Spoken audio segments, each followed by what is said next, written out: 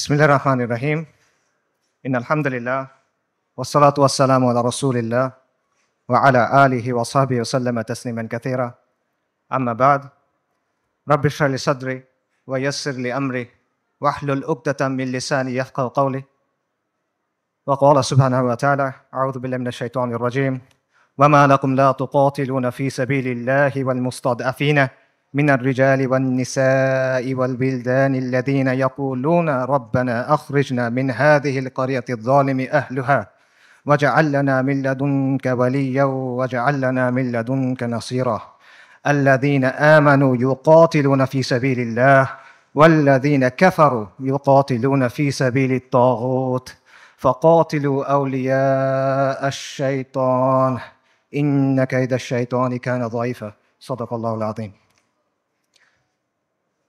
আমিরুল মুমিনিন সাইয়েদনা উমর ইবনুল খাত্তাব রাদিয়াল্লাহু আনহুমা আজমাইনের খিলাফতের সময়কার কথা। পারস্যের বিখ্যাত সেনাপতি গভর্নর হুরমুজান মুসলিমদের হাতে বন্দী। তাকে উমর ইবনুল খাত্তাবের সামনে আনা হইল। ওমর রাদিয়াল্লাহু তখন ব্যস্ত, বিভিন্ন জায়গায় তিনি মুসলিম সেনাবাহিনীকে পাঠাচ্ছেন। তিনি হুরমুজানকে প্রশ্ন করলেন যে আমরা মুশরিকদের ভূমিতে অভিযান পাঠাচ্ছি, এ ব্যাপারে তোমার কি মতামত? জবাবে হরমুজান বলল, এই ভূমি এবং এই ভূমিগুলার অধিবাসীদের অবস্থা হলো একটা পাখির মতো। পাখির দুইটা ডানা, দুইটা পা, একটা মাথা। একটা ডানা ভেঙে ফেলবেন আর একটা ডানা থাকবে। দুটা ডানা ভেঙে ফেলবেন, পায়ের উপর ভর দিয়ে থাকবে। কিন্তু যদি মাথা কেটে ফেলেন তাহলে আর কোনো কিছু কোনো কাজে আসবে না। মুসলিমদের শত্রুদের অবস্থা হলো, একটা ডানা হলো রোমের ক্রাইসার, রোমের সম্রাট, আরেকটা ডানা হলো পারস্য, দুইটা পা আর মাথা হলো খসরু। আপনি যদি খসরুকে আক্রমণ করেন এই পাখি শেষ হয়ে যাবে। আপনি মুসলিমদের বলেন খসরুকে আক্রমণ করতে। ওমর রাদিয়াল্লাহু আনহু এই পরামর্শ গ্রহণ করলেন এবং ইতিহাস সাক্ষী যে এই স্ট্র্যাটেজি সফল হয়। ওমর ইবনুল খাত্তাব রাদিয়াল্লাহু আনহুমা আজমাইনের খিলাফতের সময় অর্ধেক পৃথিবীর উপর ইসলামী শাসন কায়েম হয়। যে কোনো লড়াইয়ে, যে কোনো রাজনৈতিক প্রকল্পে, যে কোনো তাজদিদের প্রক্রিয়ায় সঠিক পলিসি থাকা, সঠিক স্ট্র্যাটেজি থাকা এবং শত্রুকে সঠিকভাবে চিহ্নিত করা অত্যন্ত গুরুত্বপূর্ণ। এটা ছাড়া কখনো আপনি সফল হতে পারবেন না। এবং এই জিনিসটা করতে হবে বাস্তবতার নিরিখে, শরিয়ার আলোকে এবং নিজের সামর্থ্য অনুসারে। এটা জজবা দিয়ে করলে হবে না, এটা আবেগ দিয়ে করলে হবে না, এটা উইশফুল থিঙ্কিং দিয়ে করলে হবে না, অথবা হিকমার নামে সুবিধাবাদের মাধ্যমে এটা করলে হবে না।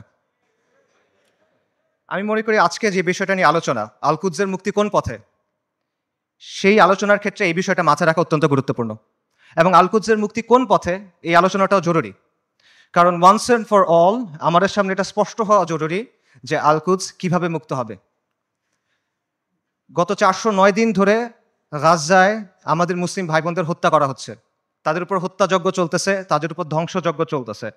শিশুদের হত্যা করা হচ্ছে, নারীদের হত্যা করা হচ্ছে, বৃদ্ধদের হত্যা করা হচ্ছে, পুরুষদের তো হত্যা করা হচ্ছেই।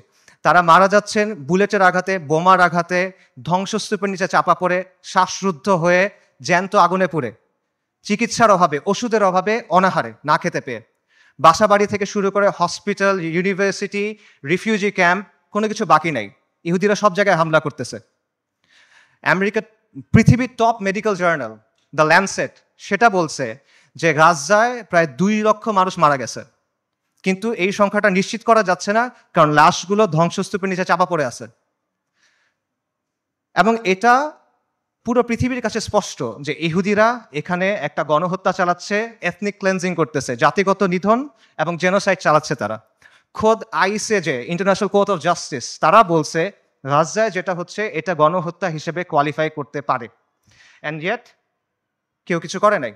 এটা সবার চোখের সামনে হচ্ছে। এটা কোনো পাথরের নিচে হচ্ছে না, কোনো গর্তের ভিতরে হচ্ছে না, কোনো অন্ধকার কোনায় হচ্ছে না। এটাকে বলা হচ্ছে the world's most televised genocide. এটা লাইভ স্ট্রিমিং হচ্ছে, আপনি চোখের সামনে দেখছেন কি হচ্ছে, আপনি লাইভ আপডেট পাচ্ছে, বাকি কেউ কিছু করে নাই। আন্তর্জাতিক আইন, মানবাধিকার, আন্তর্জাতিক সম্প্রদায়, জাতিসংঘ কেউ কিছু করে নাই। তারা এখানে নিষ্ক্রিয় দর্শক। আর পশ্চিমা বিশ্ব, আমেরিকা, ইউরোপ, তারা সক্রিয়ভাবে এই গণহত্যায় মদত দিচ্ছে। তারা ইসরায়েলকে অস্ত্র দিচ্ছে, তারা ইসরায়েলকে ফিনান্সিয়ালি হেল্প করতেছে এবং তারা ইসরায়েলকে কূটনৈতিকভাবে হেল্প করতেছে।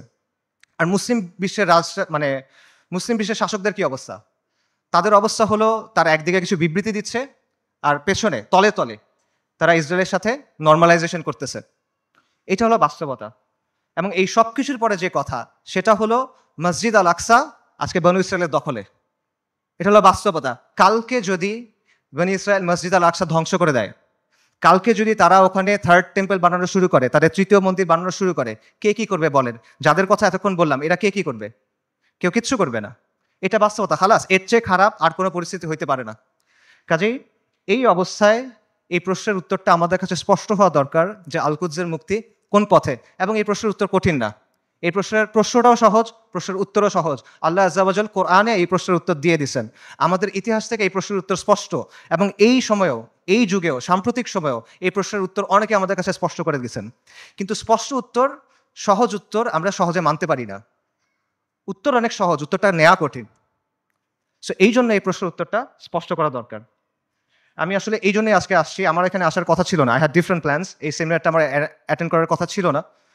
যে কয়টা কারণে অ্যাটেন্ড করা, তার অন্যতম বা প্রধান কারণ হলো যে আমার কাছে মনে হয়েছে আমি অনেক জায়গায় গেছি, অনেক কথা বলছি, বাট এই কথাগুলো বলা হয় নাই এবং এই কথাগুলো বলা প্রয়োজন। সো এগুলো বলার জন্য আমি আসলে এখানে আসছি। এবং আজকে দেখবেন যে অনুষ্ঠানের যে অন্য টপিকগুলো আছে সেটার সাথে আমার টপিকটা একটু ডিফারেন্ট। মূল টপিকগুলো হলো যে ইসলামের প্রস্তাবনা, সমাজের ক্ষেত্রে, রাষ্ট্রের ক্ষেত্রে। এই টপিকটা একটু ডিফারেন্ট, কারণ আমি রফিক ভাইকে বলছিলাম যে আমি সেমিনারে আসবো, বাট আমাকে এই টপিকে কথা বলতে দিতে হবে। আমি আসছি দুইটা কারণে। এক হলো আপনাদের সামনে স্পষ্ট করে দেওয়ার জন্য যে আল কুদসের মুক্তি কোন পথে, যাতে আপনাদের কোনো অজুহাত না থাকে। আপনারা যেন পরে গিয়ে বলতে না পারেন কেউ আমাদেরকে বলে নাই, আমরা জানতাম না, আমরা বুঝি নাই। এই অজুহাতটা সরায় নেওয়ার জন্য আসছি। আর আমি এই জন্য আসছি যাতে যেই দিন আল্লাহ আজ্জা ওয়া জালের সামনে গিয়ে দাঁড়াইতে হবে আমার, সেদিন যেন আমি এটুক বলতে পারি যে আমি কিছু করতে পারি নাই, কিন্তু এই কথাটা আমি আমার কমের সামনে বলছিলাম।